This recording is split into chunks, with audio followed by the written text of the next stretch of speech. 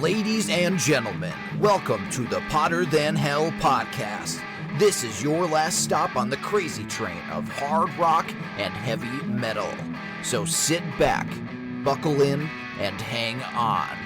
Here we go.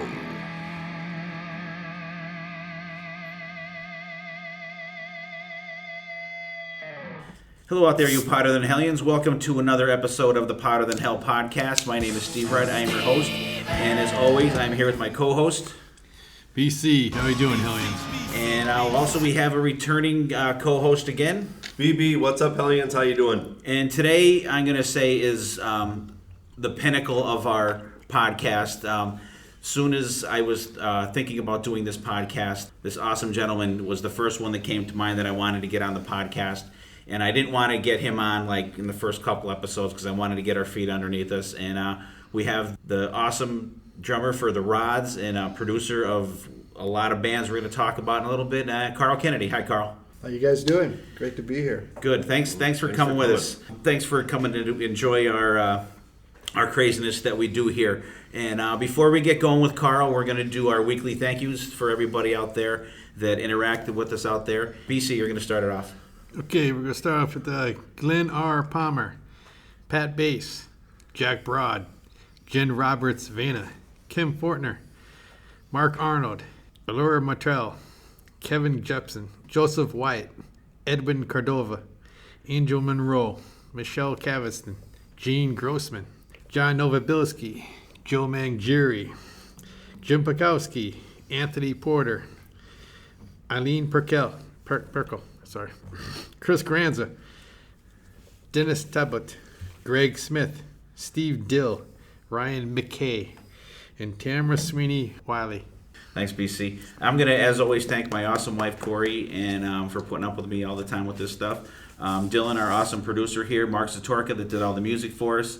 And I want to give a special thanks to Matt Porter and Bobby Dreyer that welcomed me into their studio at Montgomery Community College this last weekend to be on the Kiss Room. We got to thank our buddy BB that's been here for us the whole time, Scott Sadowski, Stephen Michael and Sonny Pooney from the Growing Up Rock podcast, Kaylin Provo, Nathan Pfizer, Steve Jaworski, Mark Hoover, our good friend from Rock 107, Steve Campagna. We wanted you to get well soon. Steve has been having some health issues out there. Steve Grable, Ed Spangenberg, Antonius Galvis, Michelle Serra, Christine Gallinat Apostolico, R.A. Furiosi, who just left us a 5-star review, Craig Thomas, David Hudson, and Chris Craig from the Digital Kill the Radio Star podcast, Joe Polo, Jody Havnot from Podcast Rock City podcast, and Amber Bitts. And I'd like to thank the guys, the Kiss Room house band, Fred Galante, Steve Forrest, Jim Zagel, Chris and Paulette Giordano for being in the studio there too. And I got to say, you guys, it was an awesome experience down there being on the Kiss Room. BB, you listened to it, didn't you? Yeah, I thought it was really neat. And if you're a Kiss fan, you guys have to actually listen to the Kiss Room. What really took me back was they actually have demo projects of their fans. They do Kiss songs. They write them as they are Kiss. Some of them could be in the Dynasty. Someone could write it as a solo album sounding song. And they submit them, and they put them on different volumes. I think they're on number 4 Number now. 4, yeah, number 4. And there were 2 that stuck out when I was listening to it. The song called Love Hate by the MT Project and Demon Seed by Andy Sanford. It sounded exactly like a Gene song. Yeah, it was really, really cool. It was cool. It was a cool experience to actually be in a cool radio studio and have everybody come in there and just to be able to talk to Matt about our podcast a little bit, and it was a really, really cool experience. And Matt and Bobby, thanks again. We really appreciate it. When we're talking about, we're going to do our news here now. We're just going to talk real quickly about the Gene Simmons Vault. You guys, did you know there's a commercial out for the Gene Simmons Vault? Really? There is? There is, and we are going to play it right now. For just $50,000, Gene Simmons will come to your house and deliver your copy of the Gene Simmons Vault. Hello, I'm Gene Simmons from the rock group Kiss. It's a nice place you have here. Gene will deliver your copy of the Vault and then hang out for 2 full hours. Say, do you have anything in the fridge? Maybe some ice cream or chocolate cake? Gene will do whatever you want. No. Now listen, I have the remote and we're watching this movie. Is there any popcorn? It's like he's part of the family. I'm sorry this movie's so long. Oh wait, I remember. The butler did it. Aww. What? Oh, I'm sorry. It's just you and the demon. Gene, is everything all right in there? Yes, everything is fine. But you may need a plunger and a mop. You will rock and roll all night and party every day. You know, I don't understand what's keeping them. They should be back here any minute now. I swear they said they'd come back to pick me up in 2 hours. I'll try to call them again. Oh, I'm low on minutes. Can I use your phone? Do you have a guest bedroom that I can sleep in by any chance? It's just you and the demon. You don't get any of the good channels, do you? Order your Gene Simmons Vault home experience today. That's right, the Gene Simmons Vault experience. I'll be coming to your house. Just think if it cost $50,000 to get me to your house, how much you'd pay to get rid of me. Okay, that was awesome. That was done by Matt Porter. He was the guy that was knocking on the bathroom door, and I apologize for not knowing the announcer's name, but the guy that did the Gene Simmons voice was Ken Mills from Podcast. Awesome job, guys. And Impeccable Gene. Yeah, he wants a mop. So, you guys, if you're going to get the vault out there, maybe Gene Simmons will come and eat all your chocolate cake from your house. So right now we are going to get right into talking to Carl Canedy, and once again, Carl, thanks for coming down. My pleasure. Thanks for having me. Hey, no problem. Before we get going here, how about giving us a sense of your influences and how you got into music and your kind of formative years of going on with this stuff? From when I was a little boy? Sure. First, I want to say this place, I know people can't see it, and we should be recording this with video. For those of you who can't see this is like party central in here. Everybody seems so mellow, but it's party central. If you can see it, it's ready to rock in here. And the other thing I want to say is that Gene Simmons is like P.T. Barnum of rock. The guy is unbelievable. And I still have a ticket. I had tickets for Montage, one of their many last tours. That was probably 12 years ago. Yeah, one of the farewell tours, 15 years ago or whatever it was. The very last one ever. And I didn't make it to the concert because I was busy, and I bought the tickets well in advance, and I just forgot. And I never went. So I had the tickets. I looked. Well, there's always going to be another one. But yes, that's right. That farewell tour came and went, but I could still see them. Anyway, so for me, I wanted to play drums from as long as I can remember. When I was 4.5, I went to a wedding reception at American Legion, and they had a set of drums, and I just remember it was like the Alleluia lights came down white, and I heard the choir, and I saw the drums. And I was like, oh my God, I just stopped. Like, that's all I wanted to do. So from that moment on, that's all I ever wanted to do. Did you get to play them that day? I didn't. I didn't even get near them. Don't touch them. So I actually didn't get drums until age 13. And that was after begging, cajoling, and finally just conning. And I finally got a set of drums at 13. And then at that point, I hit the ground running. And fortunately, my parents had a little apartment house.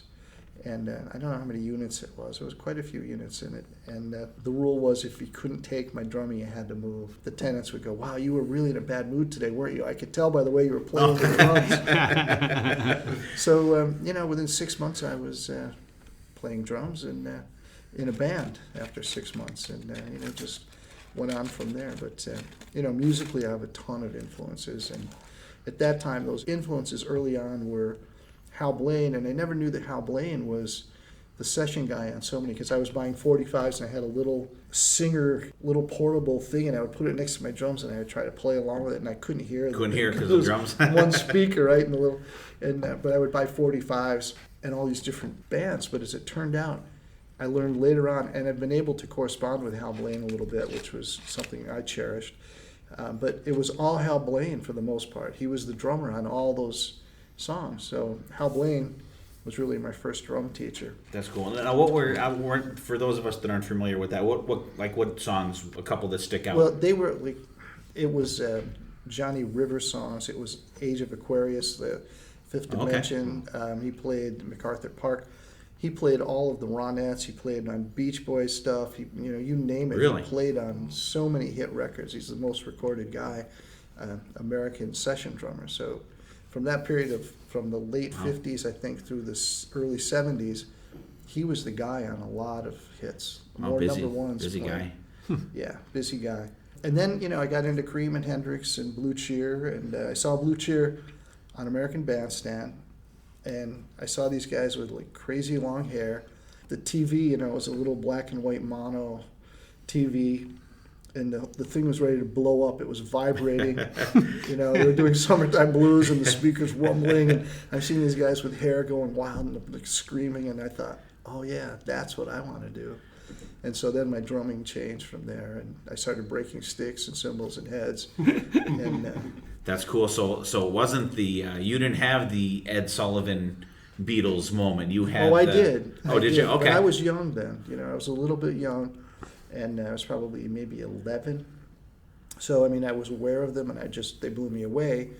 And I went to see A Hard Day's Night, but I was just not. You didn't have the outlet. You just weren't old enough. I didn't have the drums. Yeah, I was just a little bit young. I wanted to play drums in school, and of course everybody wants to play drums at school. So I wound up playing clarinet, which was about as far away from drums as I could have got. I think I still have the clarinet. So. Can you still play it? I can still actually make a noise and play some notes. I have no idea what I'm doing. Okay. But I don't squeak. That's the embouchure's still there. I still know how to do that. You're way ahead of most of them to play but with. No one's actually asked me to play. So sometime I'll bring it. All right. No, just maybe the next garage show, maybe in the middle of your drum solo, you could just stop and push the clarinet out.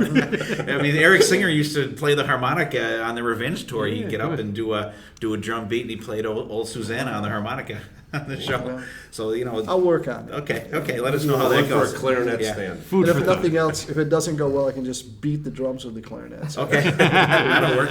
It'd be like that one band we used to see, DeBeal. The guy used to do his drum solo with baseball bats. Wow. It was just crazy. They were like a band that was like colorful, like Striper, but they were like green and white, I think, instead of the green and white. Yeah, and the guy used to, his drum solo was done with baseball bats, which was like totally You sacrifice insane. a little finesse, but you're getting a lot of power. Yeah, that's for sure. Go through a lot of drum heads, I'm sure, too. So, Carl, you brought some CDs for us, and you brought us one of the CDs of your. Are these guys the first band that you recorded with? They are. Okay, and the name of them is what? Colacus. Okay, very cool. Couldn't get a catchier name. I know. How did that come about? The guitarist family's name. It was his name is George Colacus Haberstroh. Okay. And his family, their last name is Colacus, so there are quite a few of them. They're Greek.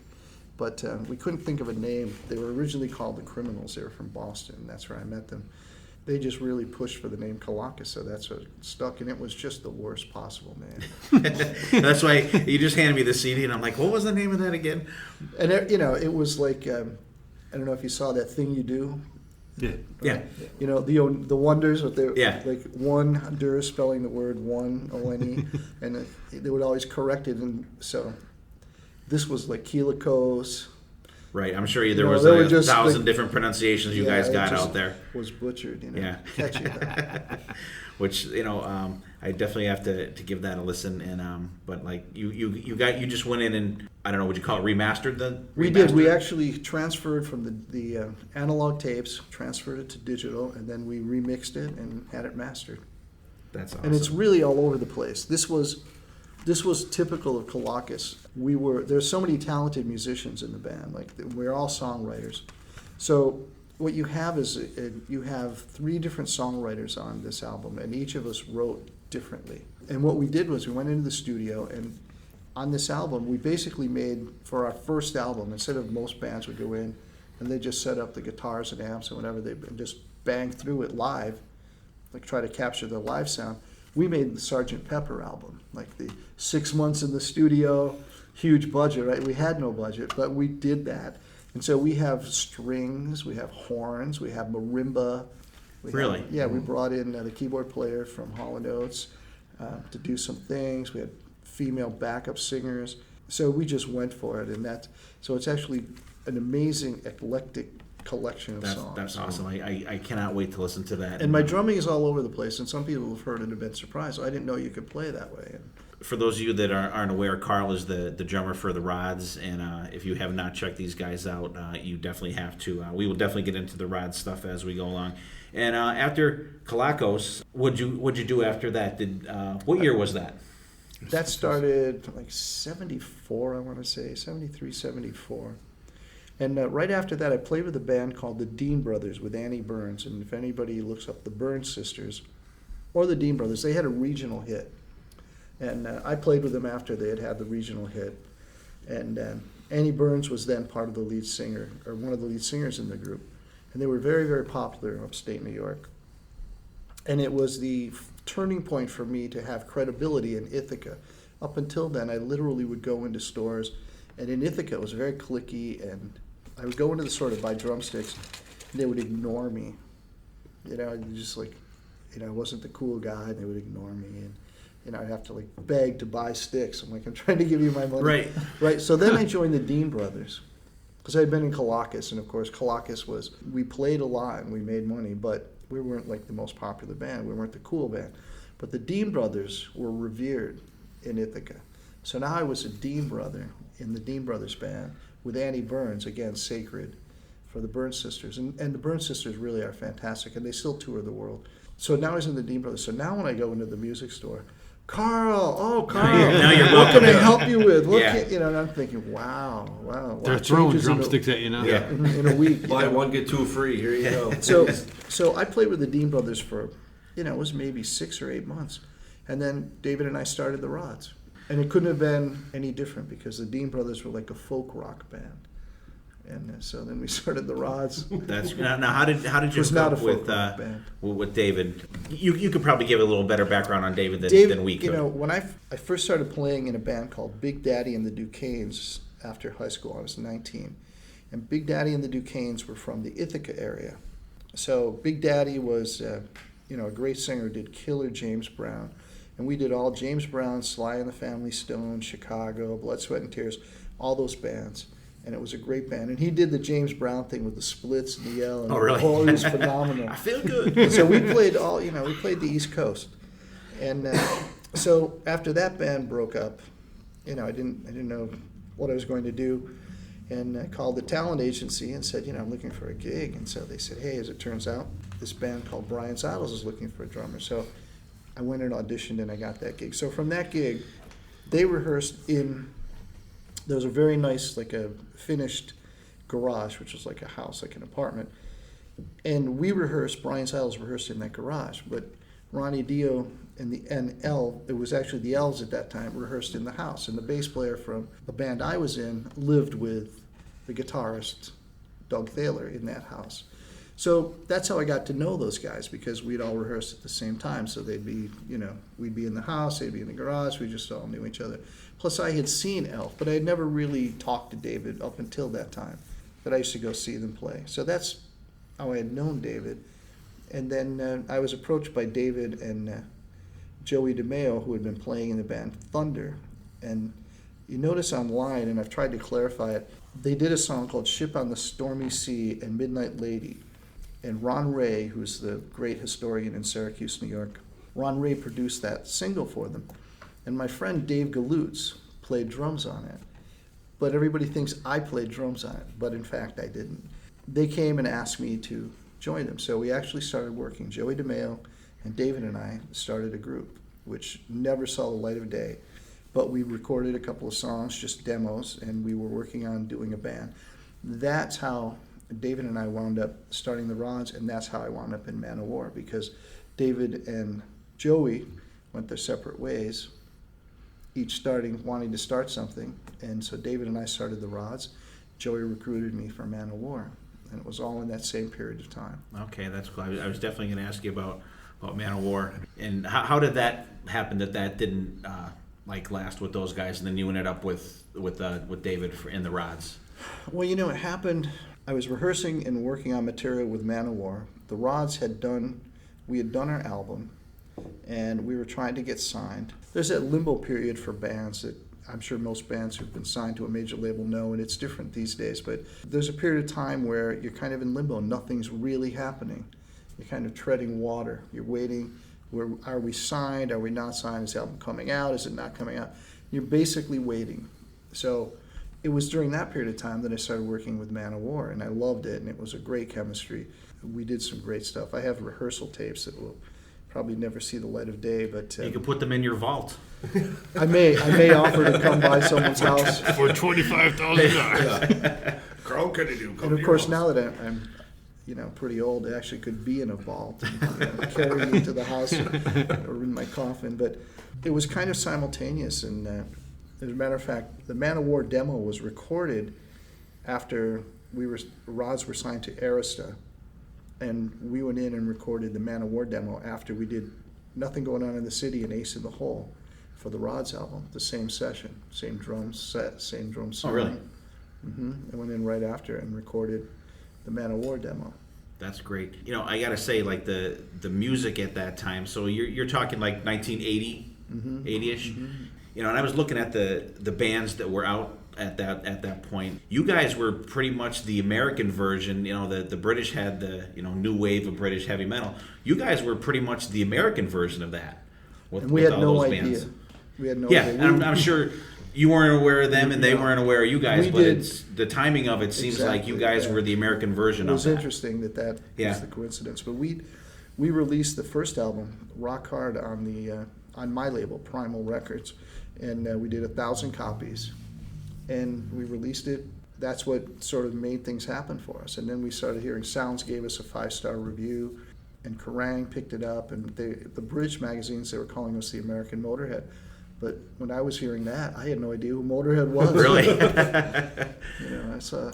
So well, that's a great compliment. That's very cool. Yeah, for anyone out there that has not seen the Rods, still to this day they give a very, very dynamic live show.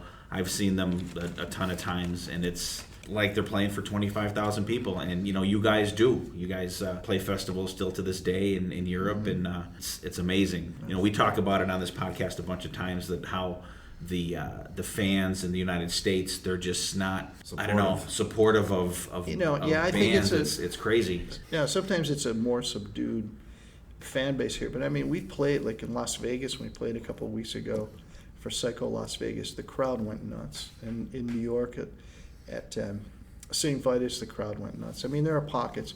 The Northeast traditionally is just not a metal place, and you have people who are into metal, but you don't. It's hard to get that concentration. You have like down south, Texas, and so on. You have places around the country, but in Europe, it's a different story. It's a much smaller, condensed area. They're used to festivals. You've seen some hardcore over there, I think. I think it's the hardcore, and I kind of liken them to country music fans. Like country music fans, like once they find a band they like, they just stay with that artist or that band, and they don't. It's not a fickle thing, Whereas here, if you're growing up and if you don't find your own path, the music that you like, you're kind of told what it is. Pop music is just disposable, and it's trendy, and it will tell you what to like, and then will tell you what not to like. Oh, that's passé now. Well, really? Like, is Van Morrison a passé artist? Like, no. This is what's hip now. Right. Everybody jumps on that bandwagon. Yeah, exactly. I think the United States is really like that. And Europe is not like that. That's why jazz musicians have always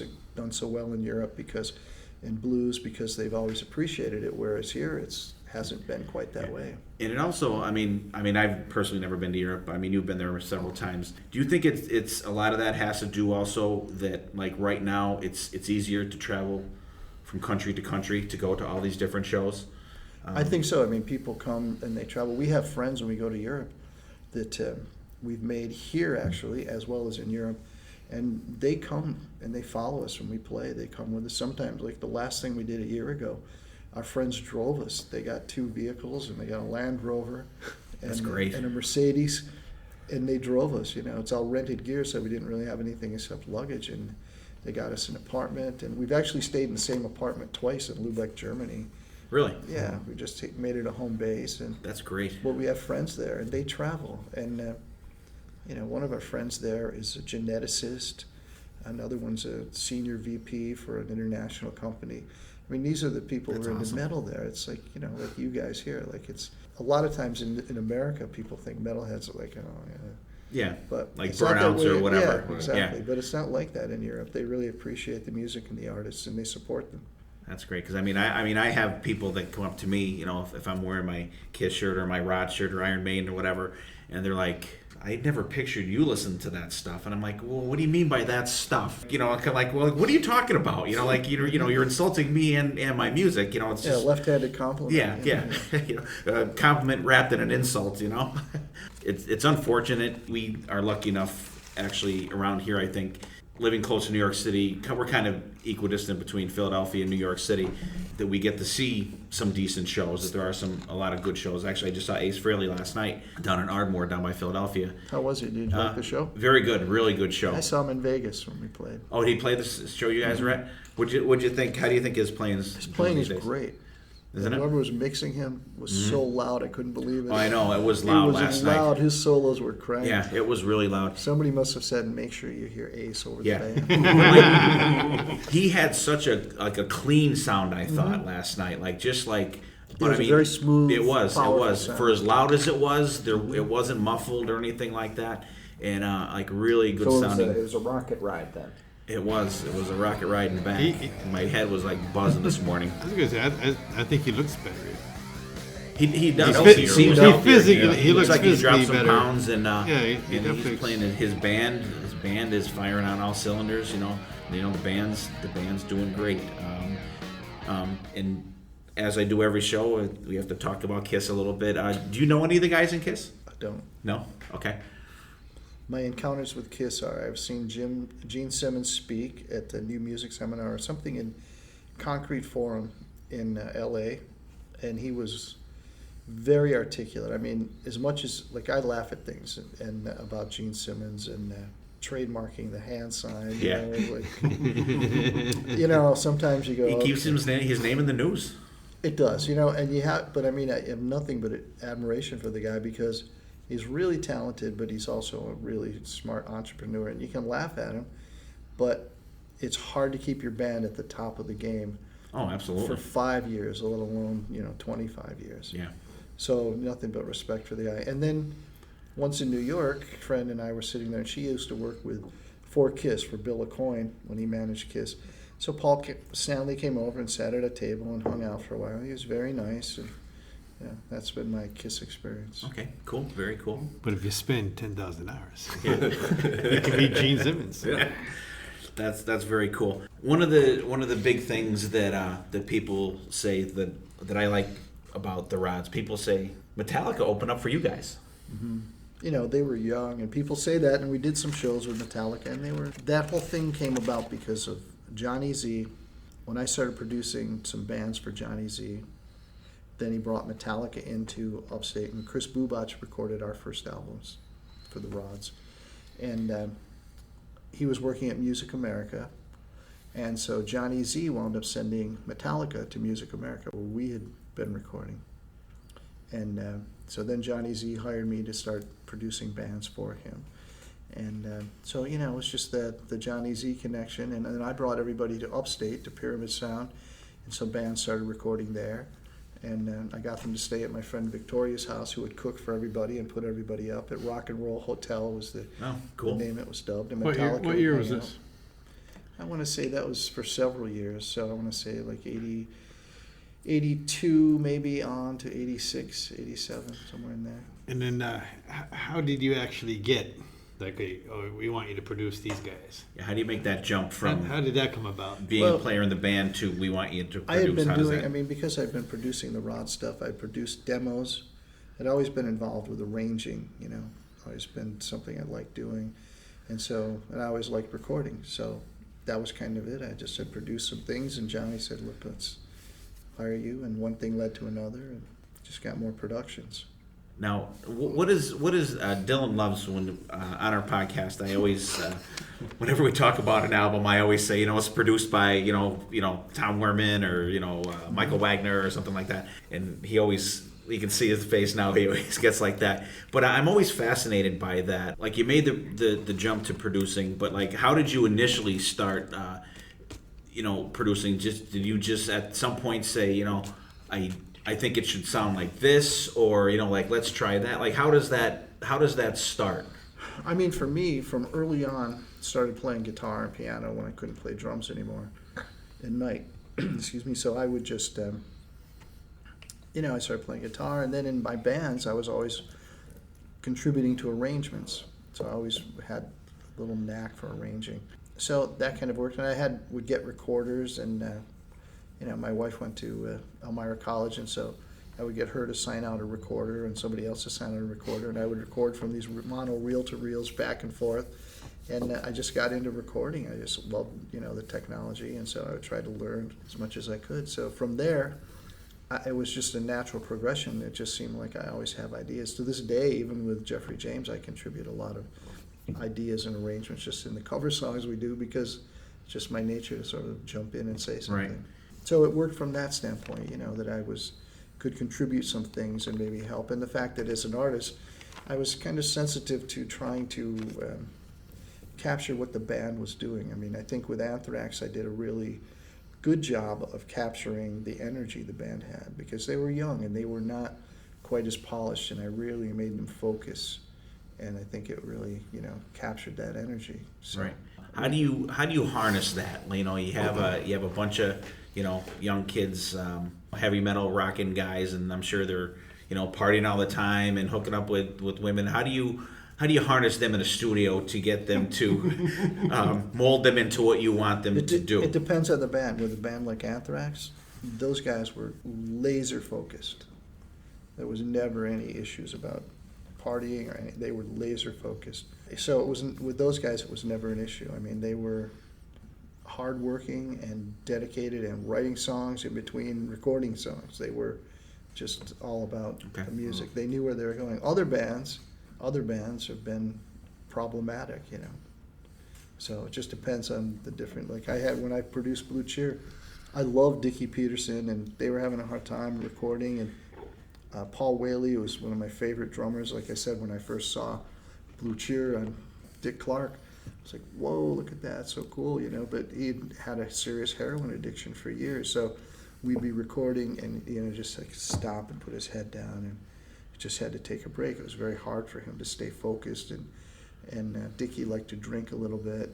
And so one day Dickie showed up at night for a vocal session with like a half-drunk bottle of gin, and I'm ready to record vocals.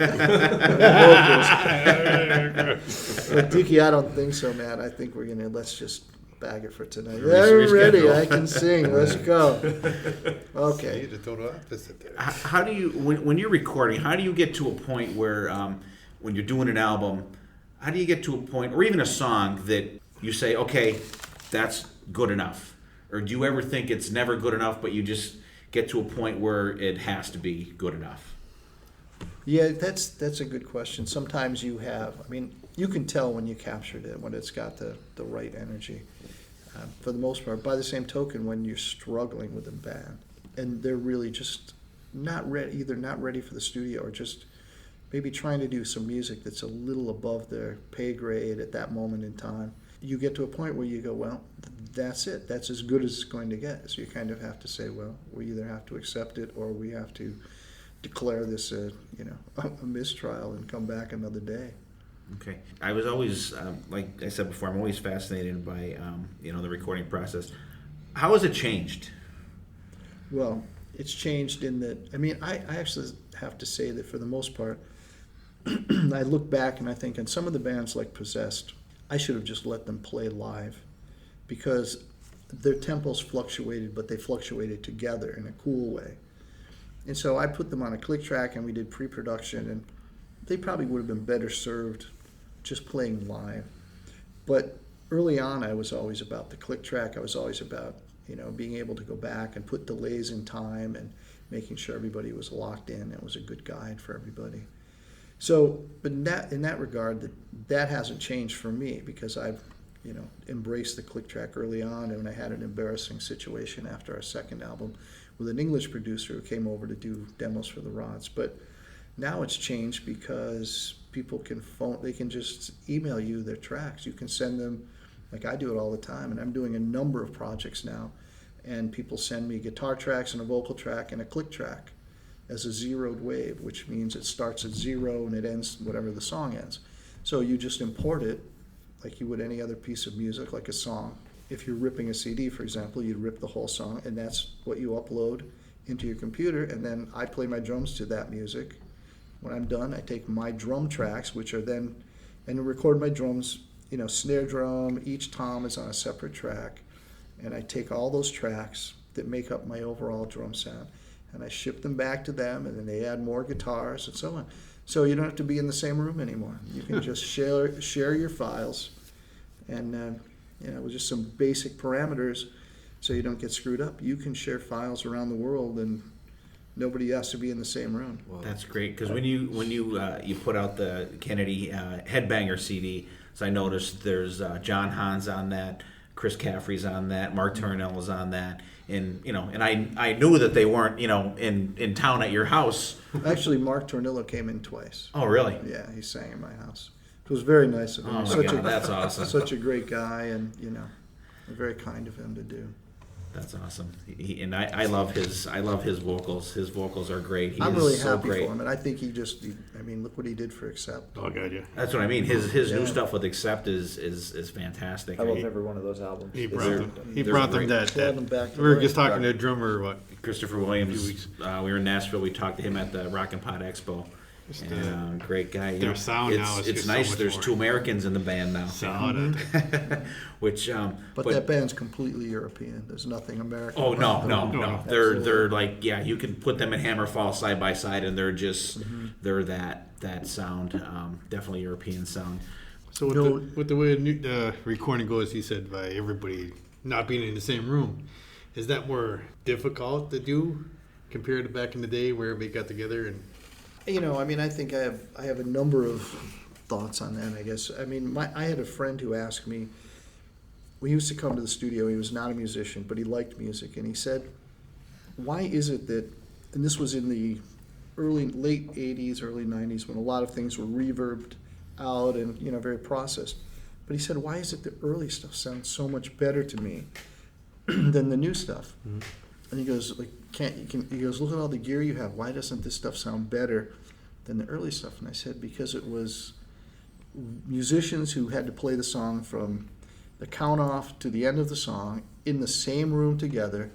Nobody fudged anything. Either you played it or you didn't play it. And if you played it and you all played it well and you played it as a group, there was a synergy that came with that. There was a magic or chemistry, whatever you want to call it. And that's gone, when you don't play in the same room.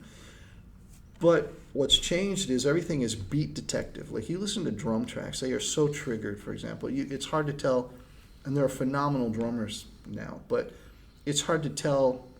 Like you could tell Ringo, Charlie Watts, John Bonham in the old days, Mitch Mitchell, Keith Moon. You could always tell those styles.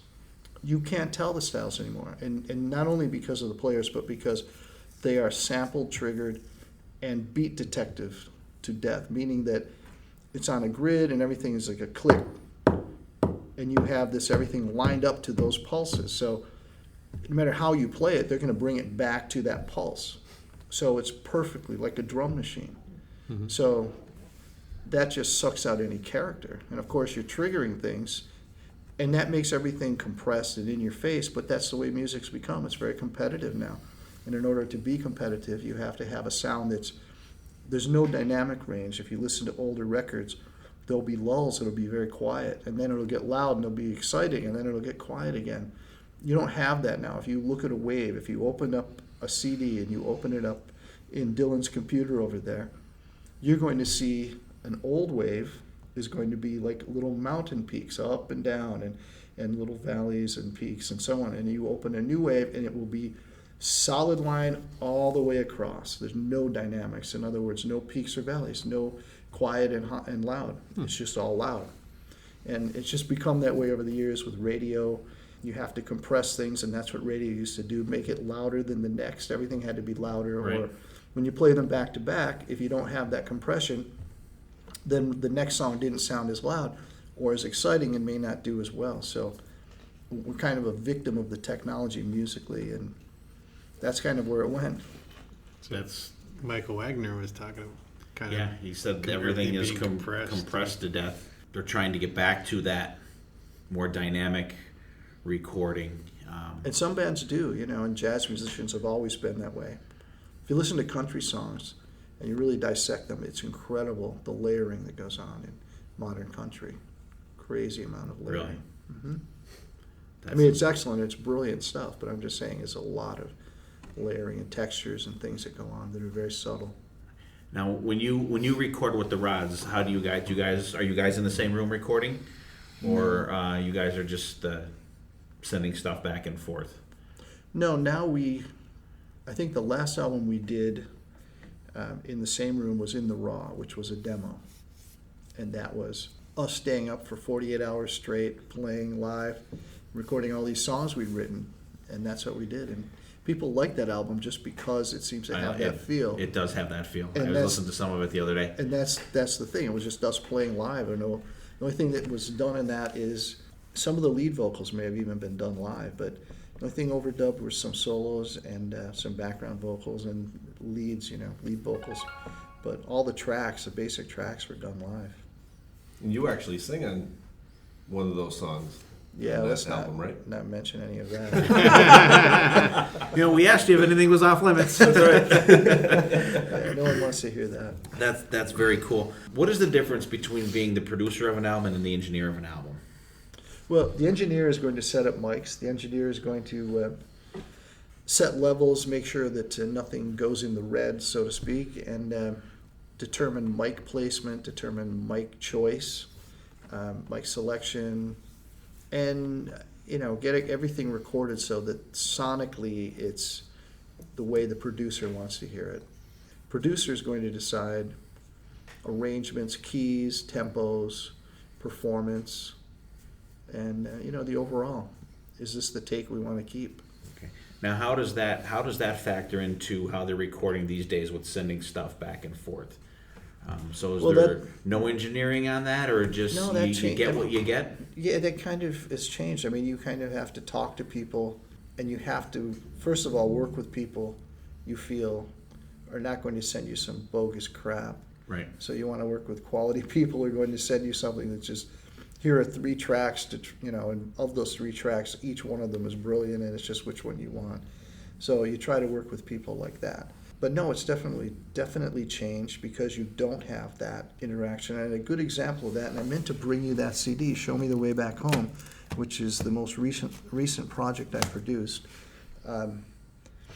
That was a project that Joe Lynn Turner sang, but we didn't have the tracks, and the track needed to come out. So I was looking for singers, and I found, listening to Brett Alexander, because I try to see what people are doing. So I listened to Brett Alexander, just something he had put up.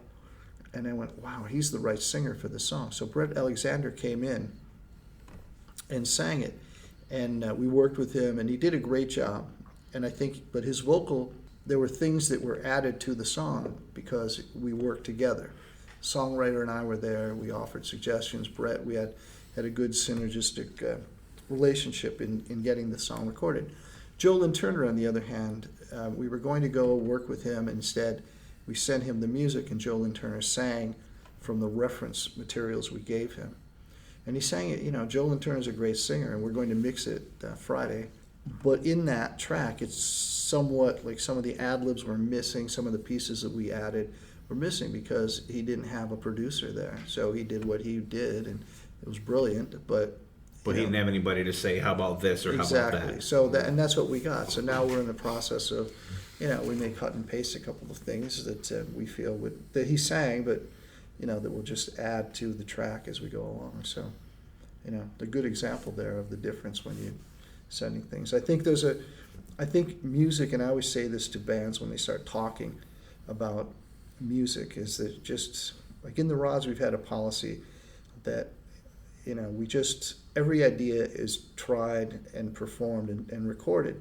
So everything has to be learned, executed properly, and then recorded. And then we come back and decide which is the good idea. And we're very blunt, oh, that sucks, that's crap, oh, that's cool. But it's never your idea, that's your idea or your Right. idea. It's just, it either works or it doesn't. And it works that way because you're listening to music, and then you can tell because it's musical and you're hearing it and like, oh, not about playing it and deciding who's. I think that just there's something about working with people one-on-one that I'm going to give you an idea, you're going to give me an idea, and so on and so forth. And the five of us would come up with something Feed greater off than each just other. right. We'll come up with something greater than if any one of us just did it on our own. So that's missing when you send the tracks off to somebody. Right. Now, when you record with a younger band here, what's Black Tie Stereo. Black Tie Stereo. Now, when you meet with a band, is it kind of a deal like, what do you guys want to achieve? Do you like do that kind of thing? Like, what do you guys really want to do here? I mean, I think I try to understand what they did. I actually wanted to produce the song Avalon. I'd heard them done, and I said, I want to produce that song. So that's how we wound up doing this. They are such a talented band. I have new product coming out with a different producer. I'm excited to hear it because I really think they're a great band. But, working with young bands, you just have to sort of, you can't jump ahead. You have to stay, you try to teach them, and you know that the next time they record, it's going to be a different world Right. for them. But you can't get there. You have to Phase be there one, first. You have to, like anything, you have to build You can't those. skip to the middle of the book. Sometimes you need to edit what you're doing, and you need somebody to send and go, hey, let's pull it back a little, and I like what you're doing here, but, maybe you could lose that. And that's why Kiss's Monster isn't as good as it could be because it's Paul producing it. Oh, absolutely. There's nobody saying no. Maybe, hopefully, we can get Carl to produce the new Kiss album. That would be awesome. That would be awesome. 'Cause I'd love to see Carl. Just from the I just fact- want to be there just one day and just see Carl tell Paul Stanley, no, that's not working. I have. Did you just tell me no? I know my friend was seeing Gene Simmons, and so she had called me from the hotel a few times when they were down in the studio, and I heard a number of stories about how they wrote, how Paul and Gene wrote, and I heard a lot. And then my friend John Petrie, who was working at the record plant, and when Eddie Kramer was working with them, I heard stories from those engineers about that period of time with the guys and how they were just burning time, and they set schedule sessions and just wouldn't come in. And of course, I'm saying this now. I don't want Gene to sue me, but this is all hearsay, so I'm just going to make sure I have a disclaimer on that. But the stories I was hearing from the people at the record plant were crazy. That was when they had the circus tent for the drums in the studio. They set up a tent for the drums, and Really? they had some crazy stuff. But they would set a session, and starting at 10 a.m. and everybody would be there. And sometimes people would show up at 11, and sometimes they wouldn't. Really? Yeah, and they would be burning the clock like that. But that was like they were able to do that. When you have the money to do it, it doesn't matter if you show up or That's not. right. When it was time to be creative, they showed up. Wow, that's It worked for crazy. them. I'm sure nobody's going, we really pissed away about $30,000 back then. I'm sure that none of them are going, oh my God, $30,000. Yeah. What were we thinking? That's not even one vault now. That's right. Let's talk about St. James. Okay.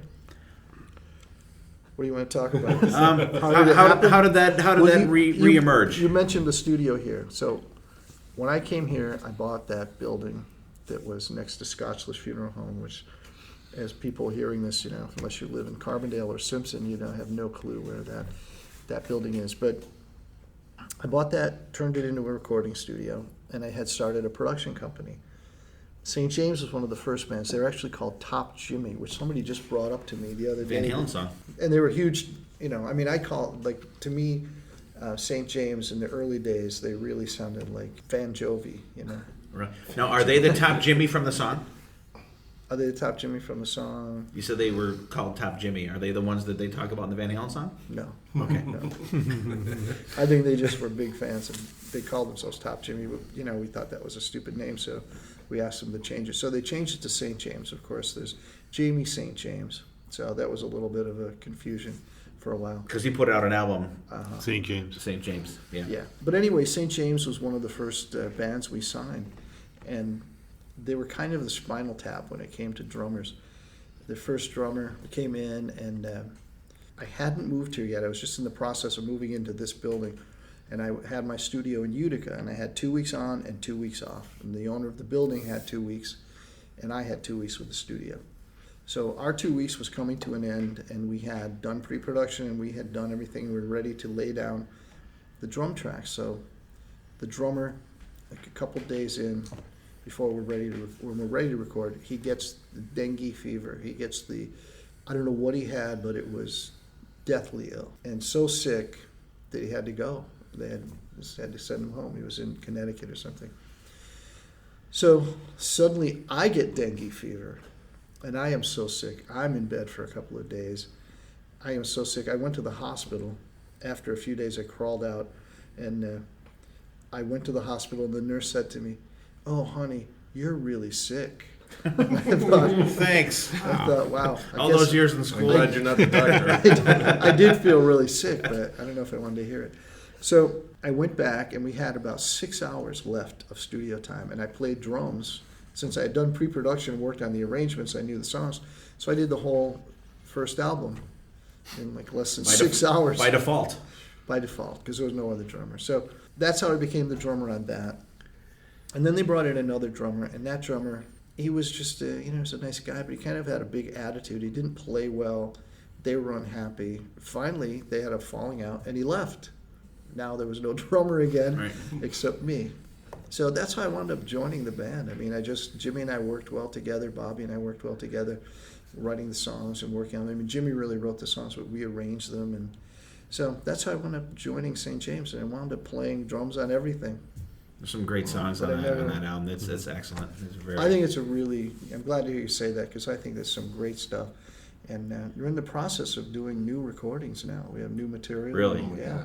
So we're going to That's do. great. I see remember where when it that goes, album was coming out, and I couldn't wait to hear it. Then I heard it, and I'm like, wow. Like it was like catchy songs that there's like I'd put it up against anything that's out there in that genre. It's. And what's odd, there's like 17 songs on it. Yeah, there's still more in the vault too. I don't know. Maybe The vault's coming out. Maybe You're here first. Anyone has $10,000, I mean, I'd be glad to bring it by. And he will deliver it to your home. And I'll stay. I won't even pretend I'm leaving. Yeah. You gotta have some cake though. That's great. Ask. Steve's the guy. He needs to hold the thing and look. I'm the download guy. I'll just download it, put it on my phone, and just go with it. Mm-hmm. On the song, what's your situation? Who plays the harmonica? Is that you? No, it wasn't me. That's the lead singer, John. Okay. Oh, unbelievable. That is a cool song. Oh my God, that's cool. That's. I love Let It Rain too. I love that song. Great. It's fun. Great. It's it's an album, and it's like you're going along, and you're like, okay, I'm on song 10, but it seems like you've only listened to it for like 10 minutes, and then it's over, and then cause I usually just play it on a loop if I'm working on stuff for the shows like that, and it just like soaks in your head. It's great. Well, that's really great to hear. It's gotten great reviews, and I'm really proud of it. Now, was that something you recorded like layers, like you said before, or It was. were I you mean, guys together? that album we did. What would happen is we would come in. See, that first album I was telling you about that I played drums on. There's really nothing from that first album that is on this album. But that whole first album, which was more keyboard oriented, which Jimmy the guitarist played the keyboards as well.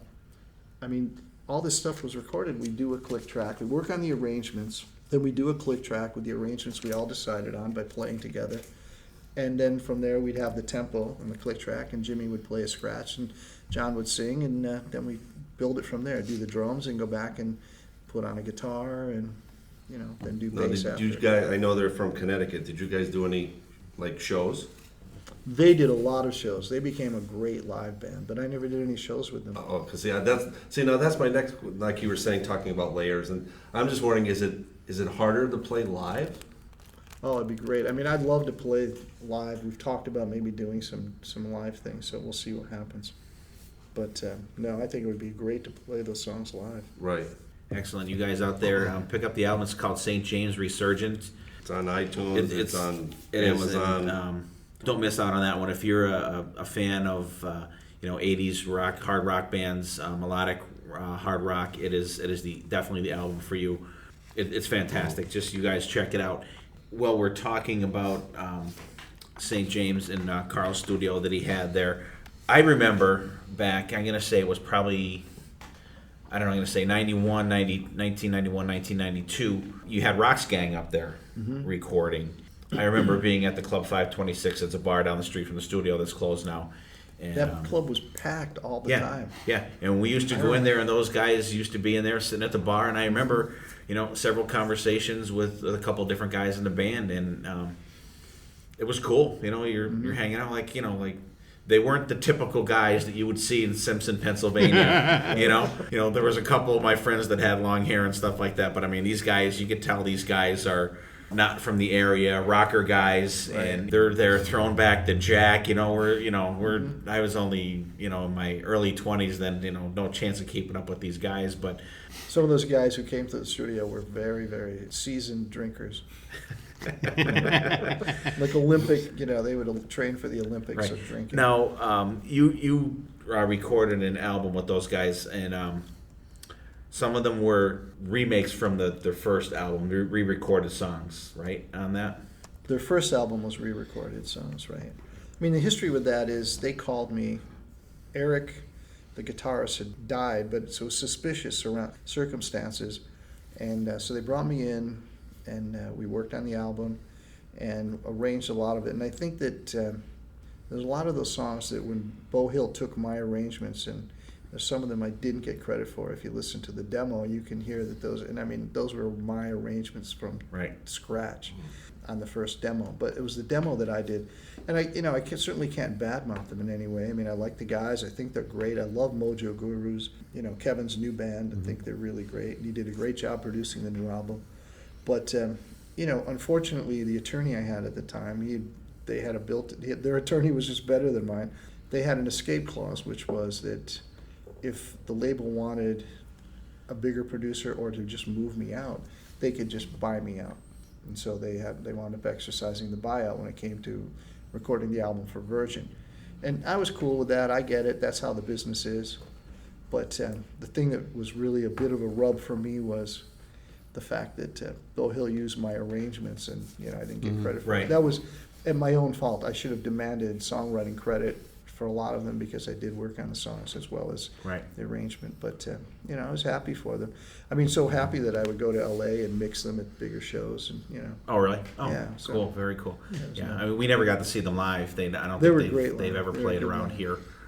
No, Very they cool. never played any Yeah, days I remember. here. I just remember, talking to those guys. Hey, what band? They're like, yeah, we're with Rock's Gang. Okay, cool. And then it came out, and we're like, holy shit, they're the guys we were partying with at the bar. It was really, really cool. So we have you to thank for some of them awesome songs on there. They used to come walking in Acme Markets at the time. I was working there. I was like, they're Rock's Gang. Yeah. Typical. Yeah, like I said, typical guys that you don't really see around here. Young Turk. And a couple of times when we Young met Turk. M3, when we met Stacy Blades, Blades. hey, we know I Carl met- Canedy. Oh my God, Carl. Tell Carl I said hello. So Stacy, we're saying hello to Carl for you. There you I'll go. say hi to you, Stacey.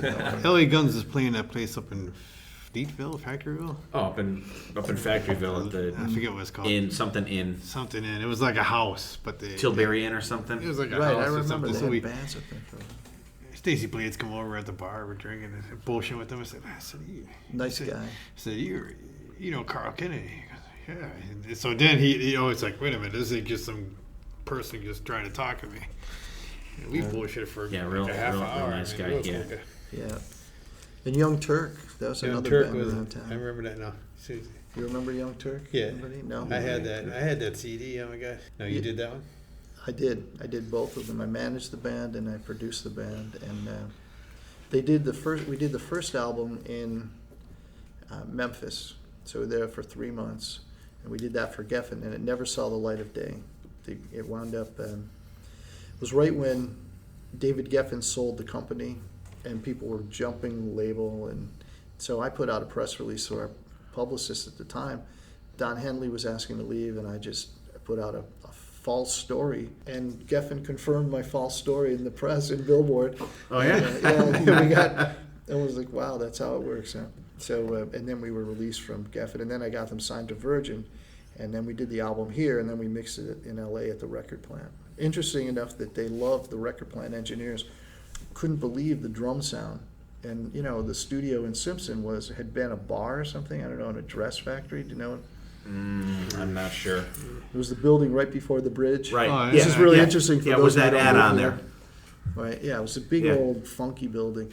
It had a big room, and so I made a big control room, and then I just had this room, and the floor was uneven, and it was tiled, and but it sounded huge, and it sounded great, and it was just like a fluke, the way we built it, and I didn't acoustically treat it at all. Just gelled. But everybody was amazed at the way the room sounded. Just one of those things that got lucky.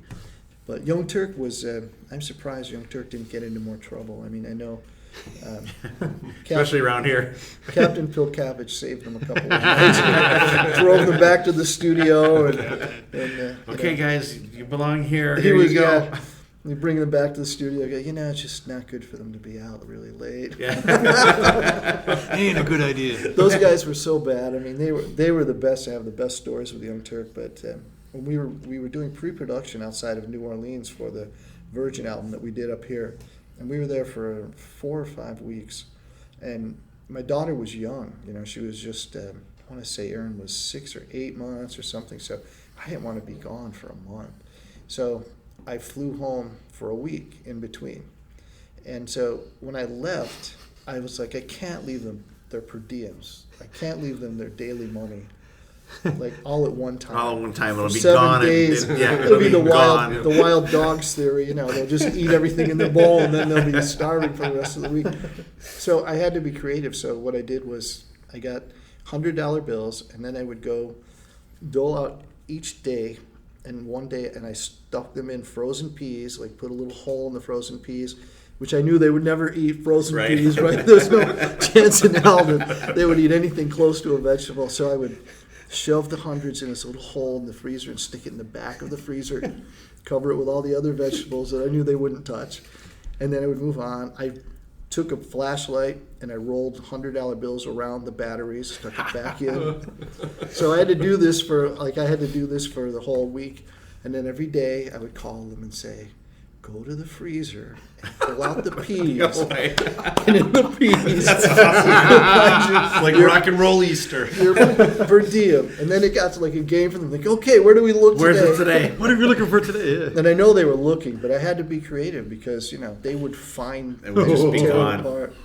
But they were just the worst. And when they were here, it was actually so crazy. It got so that they would go play pool at Super Dad so they wouldn't be bugged. And they wouldn't even pay attention to the ladies. They would just play pool and hang out. That's awesome. Super Dad's is a strip club by the way, out there, you guys. A gentleman's club. Gentlemen. Yes. Yeah, there you go. Please, Gentlemen. gentlemen. Yeah. Gentleman's club. It's a Loose different term. name now, isn't it? Yeah, it's gone through about 4 different name changes since then. Yeah, I think, though, the most important thing to know is that the first Thursday of every month is amateur night. Amateur night, absolutely. So everybody Amateur needs to night. know that in case you want to head down. So if you're an amateur, So get up there, ladies. it's Thursday. I've hardly made any money there. Seems like you lost a lot, right? Yeah. Actually, the only money I made was throwing it at me to get off stage. The coins. Get off! Oh my God. That stings. As we're talking about Young Turk, a band that was kind of under the radar, we are going to, at this time, go into our hidden gems. Okay, now it's time for our hidden gems, and we're going to start with BB this week. All right, guys. This week, my hidden gem is a band. Name of the band is called Junkyard. They're out of L.A. They played the L.A. scene.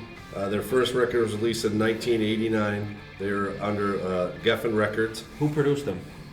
Ooh. I'm not allowed to say. I'm not allowed to say that because Dylan's going to give me the stink eye. Just busted your ass. Go ahead, I'm sorry. One of the highlights of the album, the song called Hollywood. Hollywood, Sonny Pooney. Saw these guys at M3 last year, the small stage, and they were probably the second best band that was there. And for what a great tight band they are. It's just too bad they came out a little bit late. 89, it's almost dying.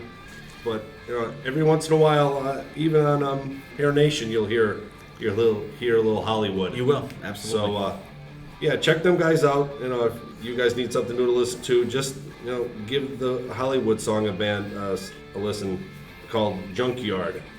All right, very, very cool. Let's see. Let's flip a coin. Dylan. Tails. Wait, is it my turn? Or? It's your turn. Okay. Yeah, that was weird. So My Hidden Gem is a song by a band that you've heard me get on my soapbox about several times, the Foo Fighters. So you need your own soapbox music too. Maybe it'll be a Foo Fighters song. Yeah, I think I'll do Breakout. I think that's a good one. But, I never heard that one. What year was that? What year was what? The song or? Yeah, what's Breakout is?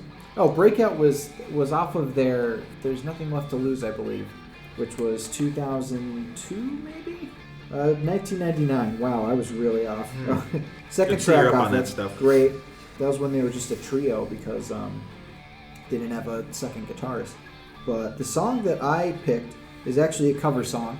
It first appeared on the Mission Impossible 2 soundtrack back in 2000, but then they re-released it on their Record Store Day compilation of covers called Medium Rare, and it's a cover of Pink Floyd's Have a Cigar. And it's really interesting. It has Brian May on lead guitar from Queen, and of course Brian May brings it as he always brings it in any recording he's ever in. And it also has the drummer Taylor Hawkins on lead vocals, so it's not Dave Grohl singing it, and it's a really awesome interpretation of the song. And when I first heard it, I was like, wow, this is the Foo Fighters? This sounds amazing. Much like when they just recently recorded Let There Be Rock, that BB was so kind as to post to my timeline on Facebook. That was a cool version. They do a lot of really good covers, and I think Have a Cigar is definitely one of their prime cuts from Medium Rare, because it has a steak on the cover of the album. Oh. So they're not a vegan band, I guess. Nope. All right, BC, your turn, my friend.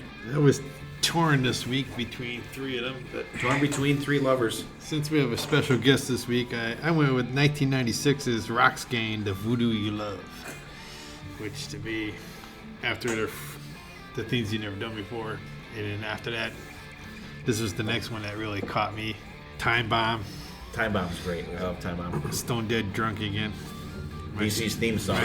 My theme song, the Beer Man, I mean, Thick as Thieves, Meanwhile Back on the Ranch. It's just a fun album. I forgot about Meanwhile Back on the Ranch. That's a really cool song. That's a cool Such a song. great title for a song, too. Yeah. Great song name. Yeah. Meanwhile Back on the Ranch. And we got some trumpets in some of the songs, that one song there. I want to say Daddy's Farm. It is, yeah. That's pretty cool. But I mean, that's when you could throw it. I could throw it in any day, and we can just. That is good. That's good. All right, I'm going to make my pick here for the Hidden Gem this week, and it's a 1991 album. It's by Aldo Nova. It's called Blood on the Bricks. We used to rock to this album like there was no tomorrow. Just a great album. It's the fourth album by Aldo Nova. You know, he's known for the song Fantasy. The second album, Subject, was very, very good. Twitch was the third album, which was not great. But Blood on the Bricks came out fantastic. He co-wrote a couple songs with John Bon Jovi on there, co-produced the album with John Bon Jovi. But some of the standout songs on there, the title track, Blood on the Bricks, Medicine Man, Bang Bang, Modern World, Bright Lights, Touch of Madness. Very good rockin' album. It's definitely 18 miles away from being a metal album, but it is a good hard rock, like melodic type album. And so you guys check that out. Carl, any thoughts on our hidden gems here? Makes me want to check them out. All right, good. I'm not really familiar with any of them, so. Awesome, good picks, everybody. We're going to jump back into our awesome discussion with Carl here. Carl, I want to talk about the Headbanger CD a little bit. Do you consider the band Kennedy, or is it just a solo No, that thing? was a solo album. Now, I have, tonight, I just came from the rehearsal, a writing session for our actual new Canedy album. And I think it's our 12th song we've written. But we write collectively. And that's been a great experience. I love it. And I'm really excited about it. Can you say Very who different. we are, who the other guys you're working with are? Tony Garuba, Charlie Rossello. I'm sure people in the area know Charlie Rossello. Tony Garuba actually sings, even though he's the bass player in Jeffrey James and the bass player in this Canedy project, on the God's Tribute CD, he's the lead singer. Okay. He doesn't play bass on it, but he sings lead, and he does a killer job on that. Mike is the lead singer, he's just phenomenal. And so they're all talented guys, but the thing that's nice is it works together, and it's a collective.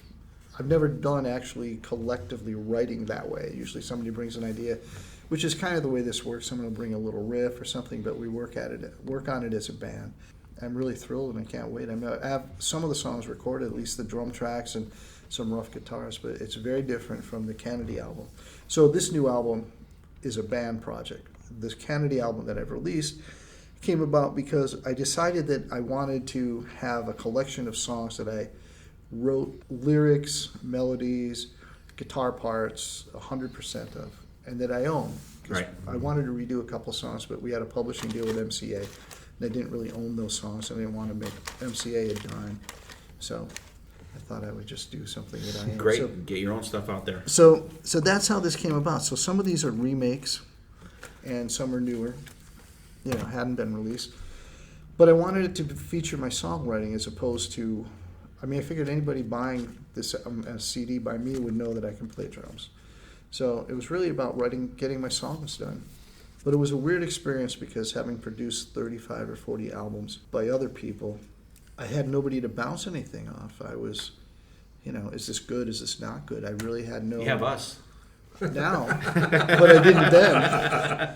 So, I'd be halfway through the project. I was the only one. People would send me their files, or like Mark came in and recorded here, but nobody knew the big picture except me. Right. So they'd only hear their piece. They played a bass track, played a guitar part. Like John Hahn was so gracious to do all the guitars, with the exception of a couple solos that Chris Caffrey threw in. He's a monster player. I listened to some of He his solo is. stuff that you produced. It was really, really He good. blew me away when he sent me stuff. Do you like this, like that? I'm like, wow, Chris, it's fantastic.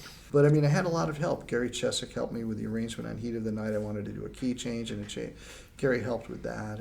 But this was really just, it was a weird thing for me because when it was all said and done, I wasn't sure it was any good. I wasn't sure I was going to release it. That's cool. And even your lovely daughter Erin sings on the She does. on the album that there. was cool. And that was a little keyboard part I'd written. And then I said, Erin, could you just sort of sing along with that? And she turned it into a whole choir. That's great. That's great. And actually, while we are, we mentioned your daughter Erin. We do have something for you. I'm going to let BB take over this part of the show. Yeah, I noticed a couple days ago you shared Erin's post. She's a music teacher. We're not going to say where she is. The school that she teaches at is looking for instruments because some schools just don't have a budget for So that First thing kind that of gets thing. cut is the music. Is the and- arts that get cut is the first thing. And the five guys that sit here, we love music, and we'd rather listen to music than go to a tennis match. So, Hey, there's a lot of exciting tennis Depends matches on out there. if it's a women's tennis match, we'll go. right. Oh, 30 long, come on. So I saw that she was looking for some musical instruments. Mm-hmm. Since you were so gracious to bring us gifts, we're going to bring you a gift. Over there in the corner is a nice electric acoustic guitar in a case that you Wow. can bring to Erin and give Thank to you. her students to carry on some music. Thank you so much. She's going to be thrilled. That's so kind of you. So anybody else out there, if you have a dusty acoustic guitar Or a clarinet. or a clarinet, Clarinet. anything, please get a hold of us. We'll make sure we can get those We'll get it to unused Carl. instruments to Carl and give to Aaron to help these kids, have a little excitement and play a little music. And No, that's You that's never great. know. And it's so true what you said about music programs being cut. And the reason she's doing this is she wants to start teaching guitar, and she just bought one, and I think she has one other. But she wants to be able to start a little guitar ensemble and teach the kids. And people have said, well, they can rent these instruments for $30 or $40 a month. The problem is that the school where she works is very rural, and there are a lot of poor kids out there, and those families can't afford it. Like $30 or $40 to some people, you go, oh, it's $30 or $40 a month, but these families have several kids. Right. They don't have big incomes. $30 or $40 represents It's a lot. big hit, and Yep. they can't afford it. Adds up. And so, by providing some instruments, so that's really gracious. She's going to be so grateful. But she wants to do a keyboard, and she got a flute today. Somebody donated. She was so thrilled, and she's so grateful and humbled. And so there you go. If anybody's out there has a keyboard in their basement collecting dust, Get up in your attic, check it. yeah, Clean house. clean it off, and You have a tuba laying around. yeah, a tuba. post it on our Facebook page. It's better in somebody else's hands than in your attic collecting dust. Absolutely. Yeah, we really, as you appreciate it, we also appreciate what your daughter's doing, and Yeah, well, kudos thank you. to her. She's going to be so thrilled. Yeah, then the guitar she trains maybe the next one recording some kick-ass solos on That's your right. on your CD, Or on their own CD. or on their own, You'll have Absolutely. them in. Yeah, there you go. Hey, we'll take absolutely anybody that wants to. Like the young prodigy doing Potter Than Hell. There you go. You heard them here first, people. That's right. That's awesome. So we just wanted to, that was my kind of, method to my madness. Talk about the CD and your daughter sang on it, so we could get her into the conversation and present that guitar to you guys for her project that she's got going Thank you there. very much. And the song that she is on is great. You guys, it was one of my hidden gems a couple weeks ago. Check it out. Kennedy CD. It's called Headbanger. Excellent. You'll hear Mark Tornello from the current singer in Accept in there. Awesome. Carl playing drums. Wrote all the songs, did the arrangements, and you'll even hear Ronnie James Dio on there. Can we talk about that a little bit, Carl? That's like a career highlight for me. And, I always have to give David credit because I think Ronnie agreed to doing 2 songs for David's solo album. And David felt that the song I'd written, Code, was really a perfect song for Ronnie to sing. It is. It's So, excellent As song. it turned out, after when they played, with the Rockettes, what am I trying to... Radio City. After they played Radio City, Ronnie came to Cortland, and that's when he recorded that, after that Heaven and Hell show. And they were phenomenal. And I remember we were sitting there, and when they started to do Heaven and Hell, the crowd started singing. You could see Ronnie was really genuinely surprised because those guys are so freaking loud. And to have the crowd louder than the band, it was like, whoa. That is Everybody a in the place was just fantastic live singing at the CD. top of their lungs. But he came up after that, and it was just an amazing thing to watch him perform, having produced so many really great singers. David had always told me Ronnie was a one-take singer. You hear that and you think, yeah, maybe, but he was dead on. He said Ronnie only re-sings something if it's going to be different, and that was what it was. It was really incredible to have him sing the song, my song, and he was so respectful of and I gave him carte blanche, but he really would listen to what I had sung, and then he would, of course, make it a million times better than I could have ever hoped it to be. But he kept he kept my melody, he kept the idea, but he literally sang it, and everything was perfect. And the only time he did anything was to maybe try something different, like 1 or 2 little lines. But they weren't to redo it because he didn't get it right. It was just to try a different approach to that. Just to make it that little much better. But he was flawed. I've never worked with anybody that, and I'd heard that, David say that, but I was just, wow, how can that be? But it really was. He was that way on both songs. That's great. And And, he's David's first cousin. He is. Was correct. Mhm. Correct. I mean, that's just. Was that the first encounter that you have had with Ronnie? I had known Ronnie because of back in the day with the house, with Oh, okay. the Oh, that's radio. true. That's true with So Elf. I'd known them, from being around and whatever, but that was the first time, I'd seen him in a while. I was really blown away, and I was really humbled by that, and he truly was as awesome an artist as everyone says. And after he passed, there was an interview in a Swedish magazine, Swedish rock magazine, and they were asking questions, and they interviewed me along with a million other people. And after the interviewer said, well, I'm kind of disappointed. And I said, why? And he said, well, I've interviewed so many people, and he said, besides Vivian Campbell, I haven't been able to find anyone to say anything bad about Ronnie. And he goes, when you're writing an article, you want to have like a little balance to it, Right. And he said, I just have not been able to find one person Right. to say a bad word about Ronnie. Wow. Yeah. So that says a lot about the guy as a person. Oh, absolutely. I That's a mean, testament. and think of how many people he's known in the music industry throughout, Right. the 40 years or whatever he's been in there. That's just amazing. And, it's a testament to him. And, we did a Dio show here a couple episodes ago, and it was, our shows are like my children. I love them all equally. Your rock and roll children? Yeah, my rock and roll children. Dylan's getting a little upset over there. Yeah.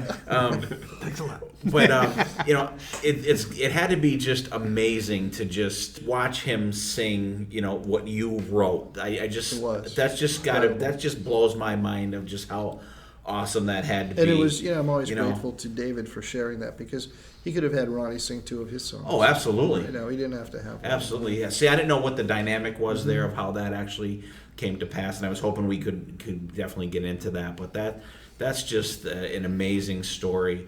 Do you know, was that the last thing that he ever recorded for anybody?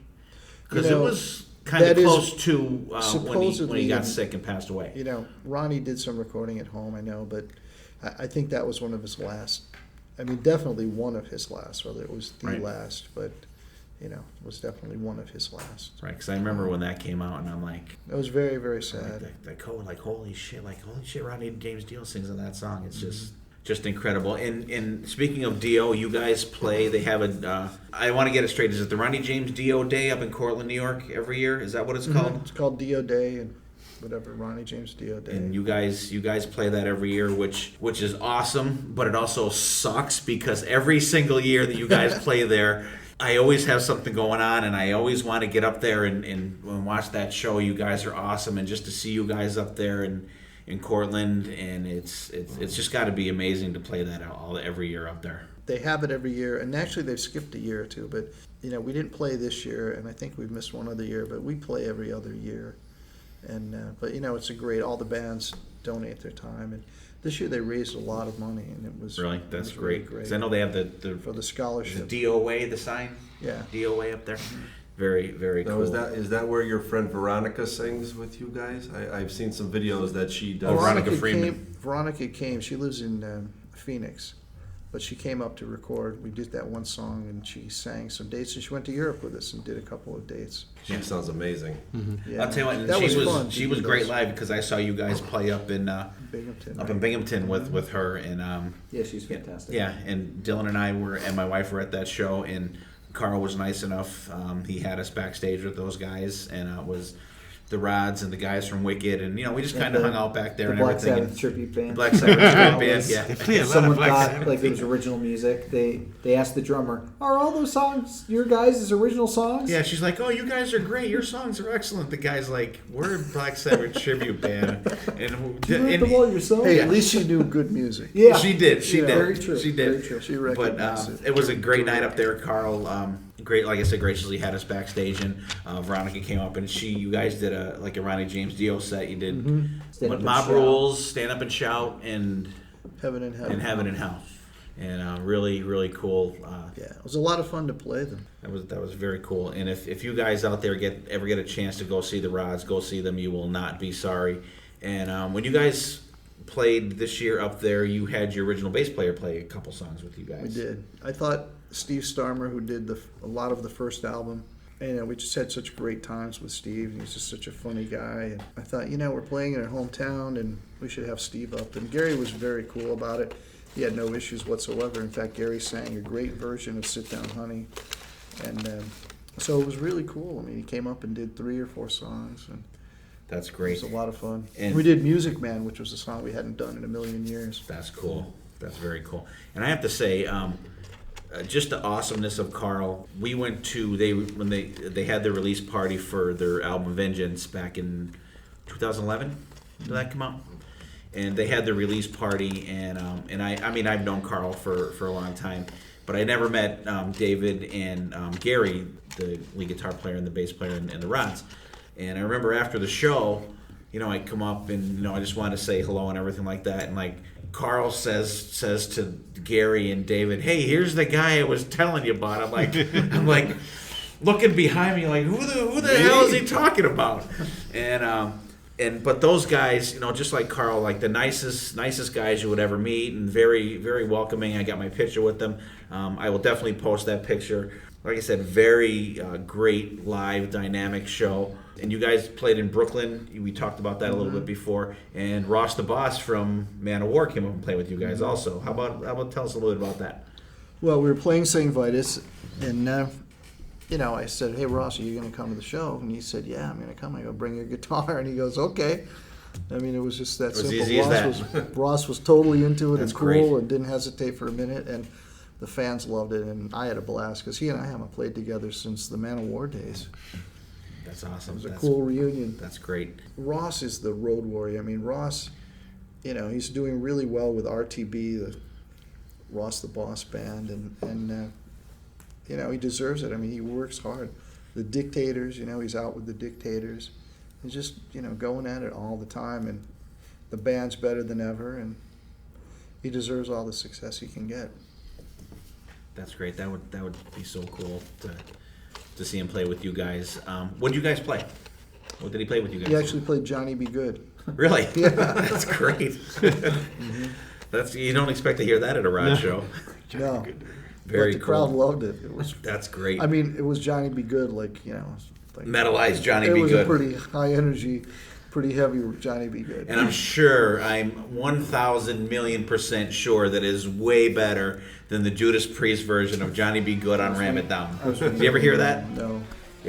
I love Judas Priest, but it's terrible. So we all know they even did a video for it. I love Priest, but it was just like there's great covers out there, and there were some not so great covers there. That is below that. Yeah, I love Priest. I mean, you have to, and I'm really glad that Halford came back. It was a really sad thing that I have him in the band, and I think Ripper. We did the dates in Europe with Ripper and Toby Jepson singing. With Dio Disciples. With the Disciples, right? And Ripper's a really great guy. And taking nothing away from him, but there's one Rob Halford, in my opinion. Oh yeah, he's the metal god. He's the metal god. He is. It's tough to top. It's hard to replace a vocalist. I always said, especially someone guy, that is Rob Halford. Halford. Yeah, I mean, you think of metal singers, and there's just a handful: Dickinson, Halford, Dio. It could 10 great singers, that come to mind. Yeah, it's not a long. Well, hey, long BC. list. He agrees that Blaze Bayley is much better than Bruce Dickinson. Oh. No. He is not even a blip on BC's radar. Blaze who? Blaze who? That's great. And you guys have some cool shows coming up in November. What's up with that? Going to Japan for 2 dates. That's crazy. That is just insane. Yeah, I mean, we've never been to Japan. We've always wanted to go, and like a lot of the shows we do, like our first show in Norway was because I had a pen pal who was a Rods fan, and we've been corresponding for years. And finally he goes, there's a festival. Will you come to Norway and do this festival? I'm like, yeah. If the money is right, make it happen. But I mean, just like this, it's somebody who likes the band and is a promoter. She works for a record label there. And she pushed really hard for us to come, and I was saying no for quite a while until finally I said yes. Really, that's great. Now, are you guys on a bill with a bunch of other bands, or is it you guys? We're guys? headlining, and then there are some other support. That's great. And it's 2 nights, and because the Japanese are all about the bonus tracks. You notice? I know. We get screwed here in America. America sucks. They Japanese people get all the good stuff out there. Yeah. So if you're in Japan listening, hey, you guys definitely have a leg up on it. They demand the bonus tracks, right? So in this case, we're playing 2 nights, the same festival. It's a 2-night festival, and we're headlining both nights. But what they've asked for is a different set for one of the nights. So we're actually going to be playing songs we haven't played in years. That's great. That's awesome. That's great. So. And I was going to mention also, and I'll bring it up now. The one thing I like about the Rods are the songs. They're like 3 to 3.5 minutes. So you guys could play like 30 songs in like in a 2-hour set. It's amazing. And you guys, it's like, song here, bam, another song, bam, bam, in between, hey, thank you, here's bam, bam, bam, another song. And I really like that. I don't know what that comes from, other than we have a saying in the Rods that if it's more than 3 chords or takes longer than 5 minutes to learn, it's not a good Rod song. All right, we can definitely live with that. That's great. Like it's great though. I mean, you see you guys, and it's just song and song and song. Yeah. There's not a lot of talking in between songs. I mean, you guys just get up there and see the Rods, please. But it's so cool to see you guys play. It's just amazing, your guys, even the energy. I'm amazed. You guys have been around forever. Sitting back there watching David and Gary just run around the stage and do what they do. I mean, like, I see bands who are in their 20s, they don't do that. Yeah. Like they're crazy. Yeah. And I was listening to Thank another. God we're all in reasonable shape that we can play the way we used to play. In fact, I think in a lot of ways we're better than we used to be. Yeah, we're better musicians. Right. I was listening to a podcast last week, and I forget which one it was, and whose ever podcast it is, I apologize. The one guy said, you want to go see a band that's out there playing the songs you don't want to look at, and he called them shoegazers. I thought that was just great. That is a great. They just stand there, looking down, standing there playing. And I never heard that term before. Oh, that's I've heard a people genre called of music. trees and stuff like that, Yeah, but shoegazers they call them is classic. shoegazers, and there is absolutely no shoegazers in the rods. I won't say anything about. I won't name the name, but someone in a band I play with him, we have a joke that before the show I have to go out and nail his shoes down for him. Oh my God, Make sure there's no movement whatsoever. That is great. And all right, so Carl, how many years? So you started. What was your first recording? When was Kalakos, right? Kalakos, yeah, that was 1975 or 6. 75. So I mean, you have a very storied career. Many years, and I'm not going to ask you how old you are. Well, I don't. You can ask me how old I am. But all right, how old are you? I'm 38. 64. Okay, 64. Awesome. Which is hard to believe because I thought I'd be dead at 30. See that? We all said See, it's not just us, right? So I'm in overtime. But I mean, you have such a great catalog of music that you've played on, that you've recorded and produced and everything like that. Besides the Canedy stuff that's coming up, what's next for you? I have a lot of stuff which, if I complete it, I'll be in shock. But the Canedy album, we have the new Rods album, which I'm just about to start. I just built a whole new rig, and I have new mics in my studio, and my studio is a little bedroom just for my drums. So you're going to start to write it, or you're going to start to record it? It's called Louder Than Loud, the new Rods album, and it's written. I think we have David's doing the click track for one of the songs he and I collaborated on, and we maybe have a couple of other songs. We have a song called 1982 that we don't have done yet, finalized the arrangements that I wrote, which is about the history of the Rods, which was a kind Very of cool. Yeah. I think it turned out pretty well. And but I think it's going to be a really good Rods album. So I'm going to be doing that. So Louder Than Loud, the new Canedy album, which I said we're almost ready to record that. I have the new. We're doing things with Kalakos, recording new material. St. James, looking to do that. John Hans asked me to play drums on his new album. Killin', I don't know if you know the band Killin'. That's a band that actually recorded here a couple of times. They did 2 albums here. They just went to Germany last year, re-released some of their material. They're doing a new album. They asked me to play drums on that. Are they a metal band? They're a metal band. Okay. Mm-hmm. So look him up. He has another band called Killenstein, which is like a cross between Kiss and, I'm trying to think of the band, the German band that's like a metal industrial. They're really cool. Rammstein. They asked me to play, so I'm going to be doing drums for that album. So I have a lot on your plate. A lot, yeah. That's great. So well, one thing, you're not going to be bored. You're never going to be bored. No. And I'm just going to throw this out there. If you ever need some crappy gang vocals on any of these songs, it's a good idea. We got 4 guys right here that'll do it. Or if you don't think your material is good, we'll give you a thumbs up or thumbs down. Definitely run by some. Or if you need some drum tracks, BC. You gonna play? Play me You don't need drum tracks when you have Carl sitting here. Come on, Or cowbell. BC can play cowbell. More cowbell. You can play the you need to have a song. You need the triangle. Maybe BC can play the triangle. That's great. You need a roadie for Japan. I mean, Yeah. Yeah, there you go. You can set up the drums. There you go. my passport. And I'm gonna say probably 2 years ago, the last time that the Rods were in Europe, Carl actually brought me back a shirt from one of the festivals, and I want to thank you again. That's just like, You're welcome. to even think that Carl even thought to bring me back a shirt from Europe is just like freaking blows my mind. Just crazy. Any thoughts of you writing a book ever, Carl? Well, you've mentioned that to me. I have. I I had to haven't- push it some more. No, and I have thought about it lately because somebody else, people have asked me that over the years. Why don't you write a book? Write a book. I'm like, Since you said it, it's sort of like every now and then I think, maybe Steve's right.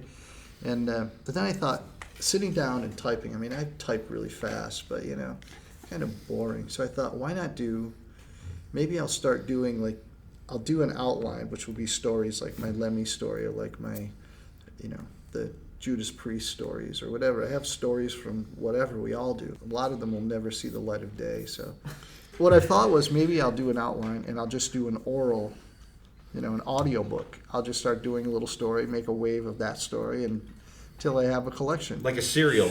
Oh my gosh, yeah. Story. Yeah, just do a story, each little thing, and whether it's a chapter, you call it a chapter of a book or whatever, and I'll just do them that way. And then, for whatever it's worth, I'll have them, and then somebody wants to transcribe them or put them together or something. That's But cool. I thought it was a great idea he had. I mean, I do have a lot of stories. And Hey, it'll I don't know be if a everyone lot more wants to believable hear than the Heroin Diaries.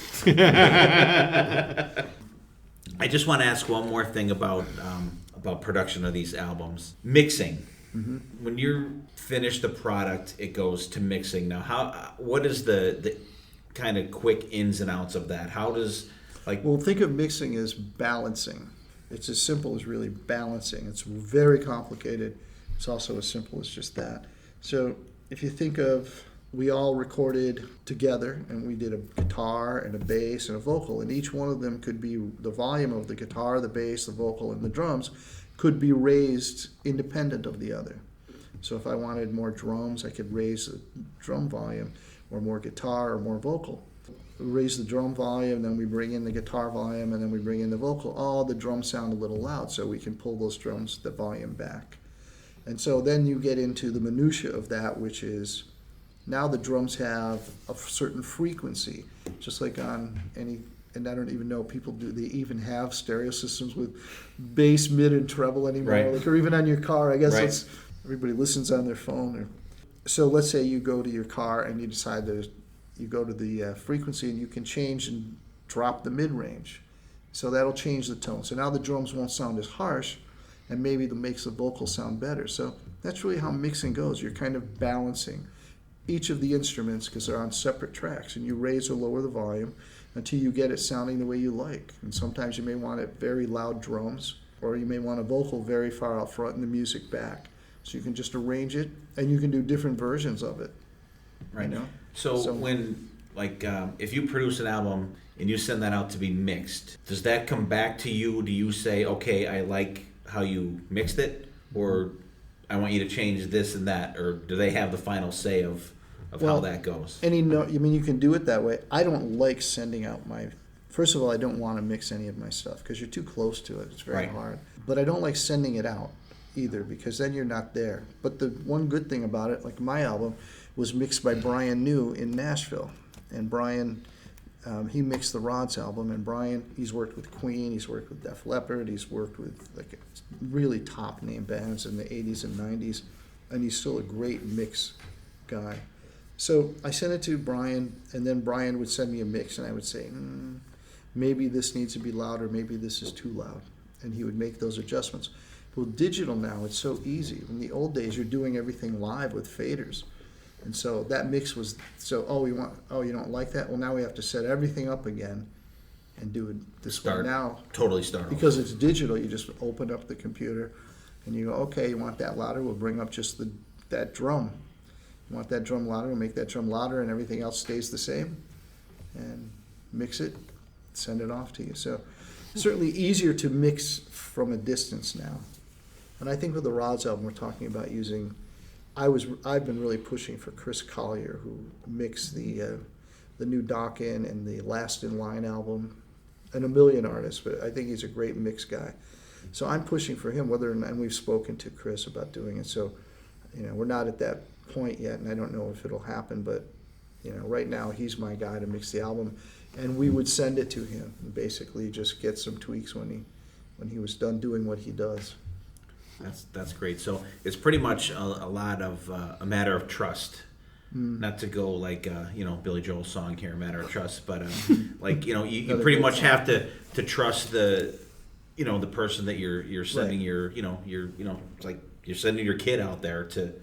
And again, like I said, you want to work with people are going to bring within narrow parameters of what is quality. So you want someone that's really familiar with you and what they would assume you would want it to sound like. And sonically deliver what needs to be delivered, to be competitive Right. today.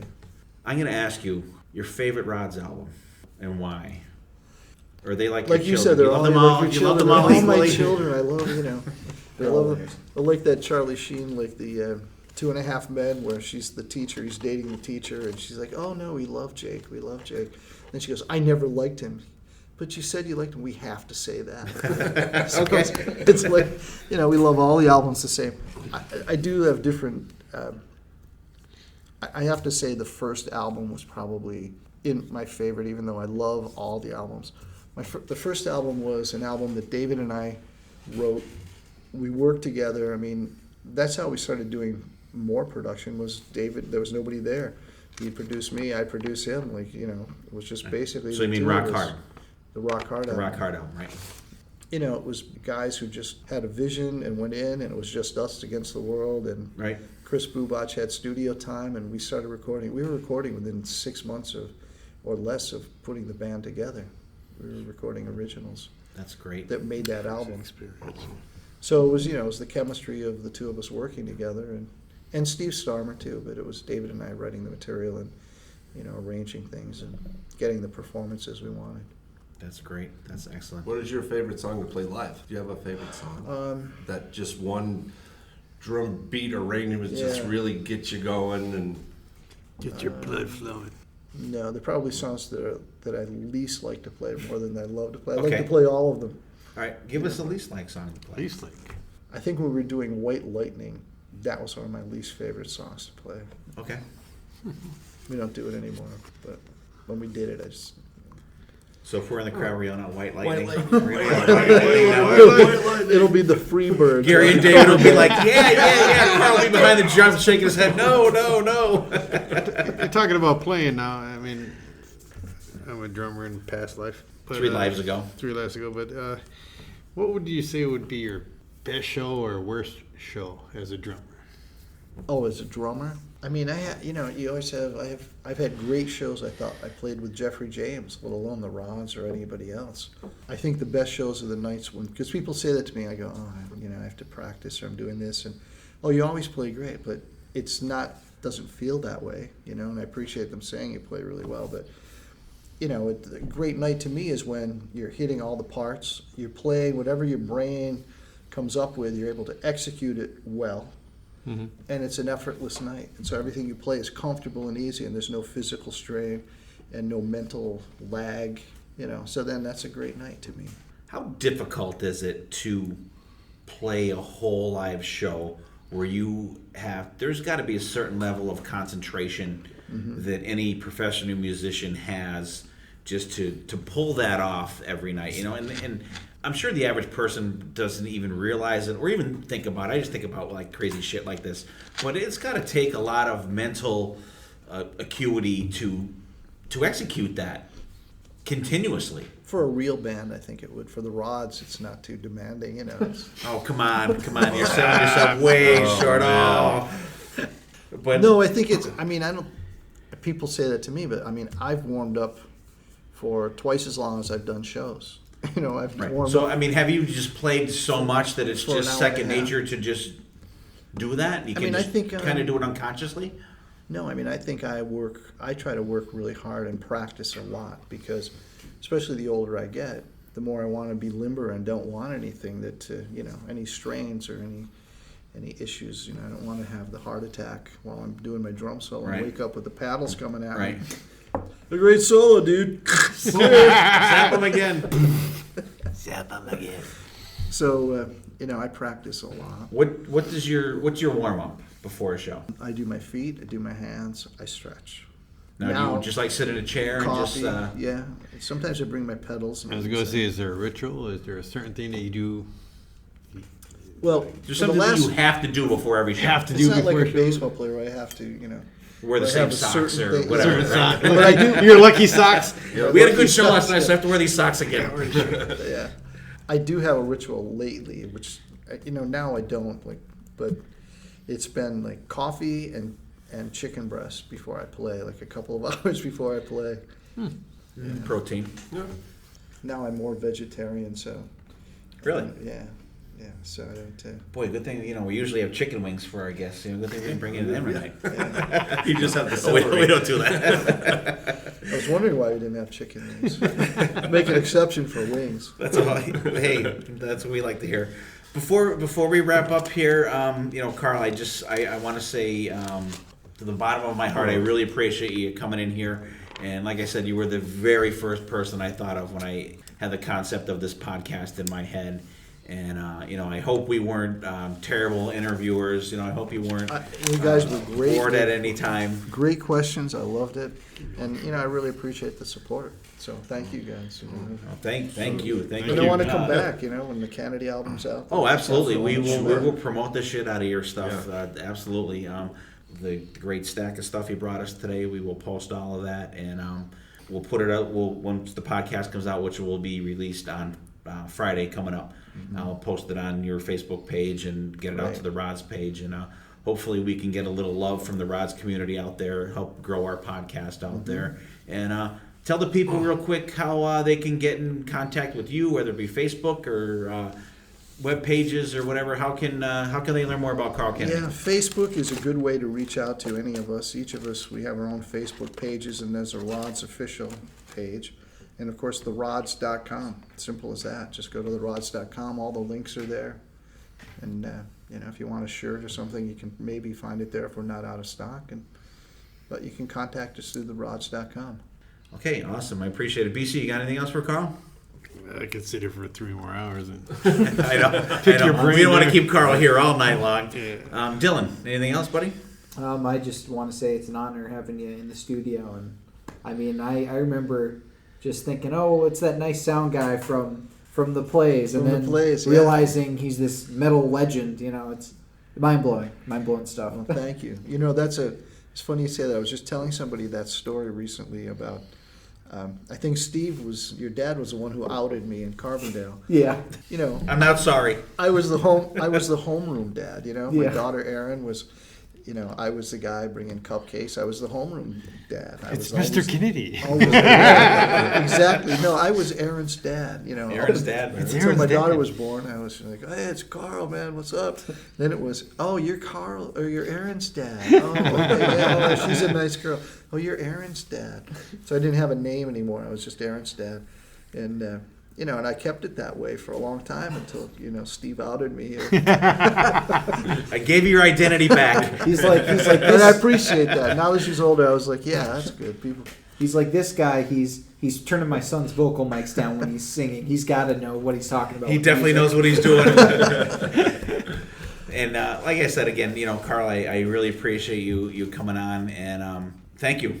And I'm going to say probably out of all the episodes that we've done, this is probably going to be the one that Dylan has to edit the least. Yeah, absolutely. He's got an easy week. I'm sure he'll be throwing some Rod songs and stuff in there, but God, whenever we have that BC on, I don't know. that what BC happens. guy gets out of control. We couldn't. Man. He's tough to handle. This guy. I'm in awe tonight. I'm just like, I know. I'm listening to everything. Like usually, I'm like, And that was kind of a little bit behind method of my madness. Just like let someone else talk besides me. Maybe BC will like shut the fuck up and kind of listen for a while. Listen for a change, right? And I do apologize for my interruptions all the time because Dylan yells at me all the time. Thank you guys so much for the guitar. She'll be so thrilled. That's very kind of you. That's great. Like we said before, anybody out there, if you have any instruments in the back of the closet that you have been unused, dust them off. Get a hold of any of us that are on the show here. We'll make sure that they get to the proper place that they need to. Yeah, thanks. And the interesting thing about this has been that I've never had an interview where talking about things where I'm talking to somebody who actually remembers the studio or the bands running or the around this song. little town and make craziness here. We are definitely students of the genre, and it's crazy. Like we were talking about the studio in Simpson before, and I didn't know you back then, and and it's really come full circle where. We knew about what was going on up there. it's funny because I read somewhere. I don't know what magazine. I read somewhere. Okay, they were in Roxscan is now working with producer. I think they said Carl Canedy in Pennsylvania. I was like, because even when we were talking to the Roxscan guys in the bar, like what do you like? Why are you guys here? "Oh, we're recording here." Like, "Were you recording where?" Well, like if you go out, it's like right there by the bridge. It's like right there. I'm like, that's a recording studio, like, you know. And I always wanted to go up and like knock on the door and say, "Hey, you know, can I check this place out?" Like, holy shit! Like, there's like, you know, the music that we listen to like being recorded like right here. It's crazy. Right. Yeah, I mean, there were no signs, and everybody was cool. No. The neighbors were really cool, and for the most part, keeping the bands in check. You know, it worked well. And like I said, you know, Captain Pilkavich, you know, I mean, only in a town like Carbondale, a small town, would chief of police or the captain of the police go, "You know, you guys should probably not be out. Let me drive you back to the studio before someone kills you." Yeah, there's no, you know, causing a big scene, or to be on TMZ now, you know, Rock's gang arrested in Simpson, Pennsylvania. and they loved it. I won't say the name of the bar, but they were very kind to them, and they left, you know, at 2 a.m. when the doors shut. They were allowed to stay in and drink, so the bands were thrilled and walked in, and you know, they loved it. That's great, and you know, I'm gonna, you know, I probably said thank you probably 100 times in this episode, and we really appreciate it. And well, thank you guys. I really once your the new Kennedy album or the new Rod's album comes out, we will definitely have you back on. You know, I'm gonna ask you about more production stuff, much to probably the chagrin of Dylan. See, but this is the only episode it's interesting when we actually have the producer here. Oh, all right, that's true. But now you see. But Dylan, I grew up like everything. I read everything, all the producers. I always wanted to know who produced it. I always wanted to know it's a very integral part of the recording process. It See, but I Dylan wanted to never know publishing, never, and I didn't even understand publishing, but I wanted to know. Ooh, we'll talk about publishing next time. Absolutely. That'll be in part 2. Part 2, definitely. We can talk about there's a whole lot to talk about, like the shady side of the music business. You know? Oh, God. All right, part 2 is coming up. People, Part 2, folks. Part 2. We're gonna cut it off at that. We're gonna leave everybody wanting more, especially me. I want to leave it with this. My first experience being screwed by the music business was, I was again like maybe 14. I love James Brown, and so I bought this record, and it picked it up, and it said, "James Brown and the James Brown Orchestra." I was like, oh man. So I buy the album, and I'm literally like 13 and a half or something. I have no clue. And I play it, and I'm listening, and it's really great. The music kicks ass. I'm listening.